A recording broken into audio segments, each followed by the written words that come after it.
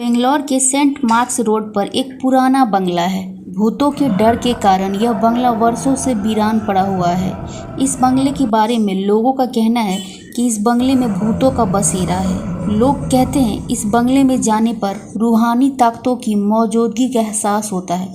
इस बंगले का नाम है वास विला।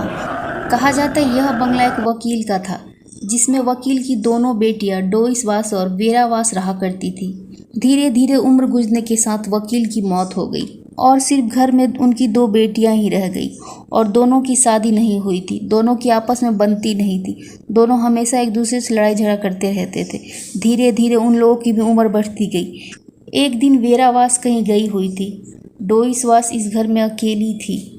एक रात उनके घर में एक चोर आया और वो डोइस वास की हत्या कर दिए और बंगले के अंदर ही डोइस की बॉडी को दफना दिए। जब नेक्स्ट मॉर्निंग वेरा अपने घर आई तो देखी कि उनकी बहन खून से लथपथ है और ये देख के वो डर गई और पुलिस को इन्फॉर्म की।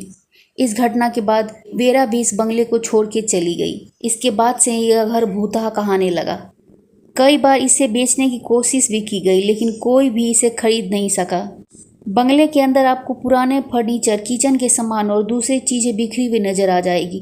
बंगले के बाहर एक पुरानी कार भी खड़ी है, जो कभी इस बंगले की मालिक की सवारी हुआ करती थी, लेकिन आज ये टूटी फूटी कार बंगले में रूहानी ताकत की मौजूदगी को बयां करती है। इस घर के आसपास के लोगों ने रात में शोर सुनने की बात कही है। उनका मानना है कि इस घर में डोल्से वास की आत्मा है, जो घर के गलियारों में भटकती रहती है। कुछ पैरानॉर्मल एक्सपर्ट ने इस स्थान का परीक्षण भी किया है।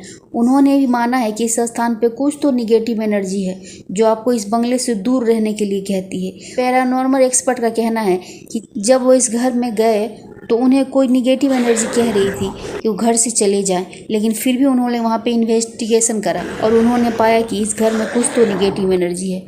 अगर आपको हॉरर एक्सपीरियंस करना है तो एक बार इस घर में ज़रूर जाइए।